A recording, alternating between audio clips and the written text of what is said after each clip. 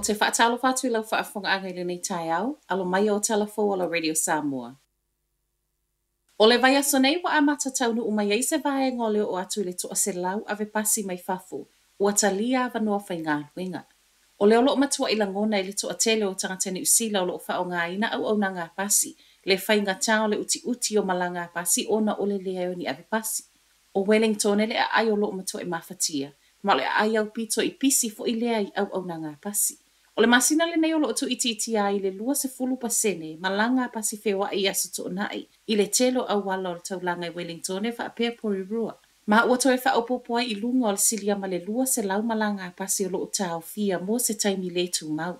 Tu mai fo ia au kilani o le to atele e le o fia I le fiu e tatali, ai umane le ai se pasi. Ai mai le kamupani I tele le NZ bus le e ana ina le lata I le valu se lau pasi o lo fewa I au kilani, Wellington e ma Bay o Plenty.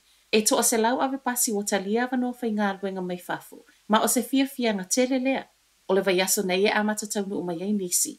O nisi o lo o whaatali o lato visa, ma pea o le tolu masina a sa o lo o wha moe e o mai ai.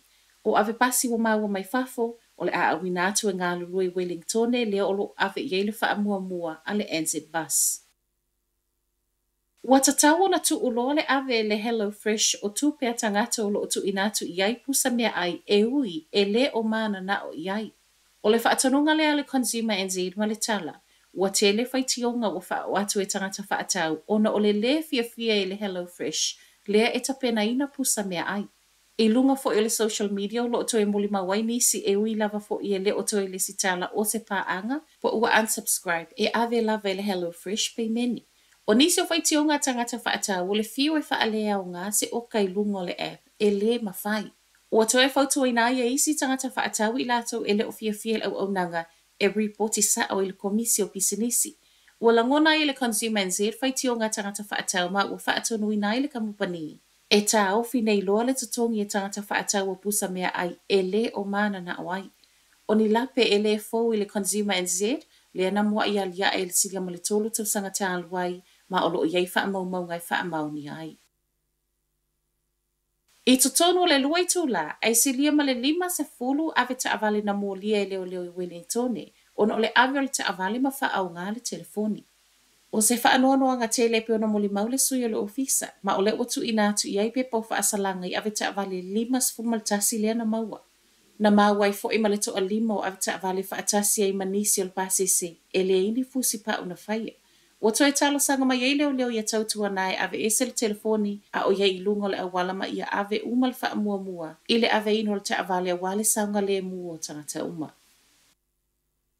Na toi ave ese wha malosi mai pase se sai lungo le wa awhea wa ele sami le awhiawhia nafi Half Moon Bay I au kilani. Na mafua leo no le asu na sa sawande ma e wha petu sa mali toa se lau le pase se na awhia.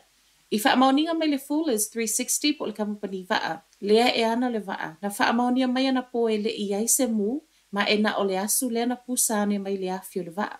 Ua wha ato e sei ma le kamupani waa I tangata na awhia fuafuanga o no le mea na tupu, ma o lea ua tu le waa e le ngata mo ngā luenga wha ale leia, ai se I longa I pase le Maritime Regulation, wha ato e whea luai.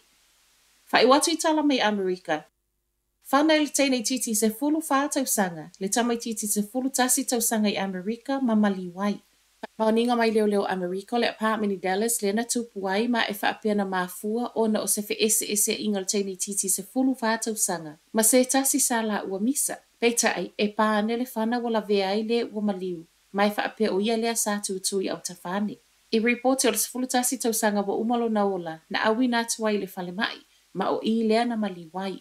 I wha amauninga mai leo wa tauwhia nei lalo wa ainga le ofisa le se fulu wha tausanga ma o loo wha atali lo na molianga o le fasi o ti tangata.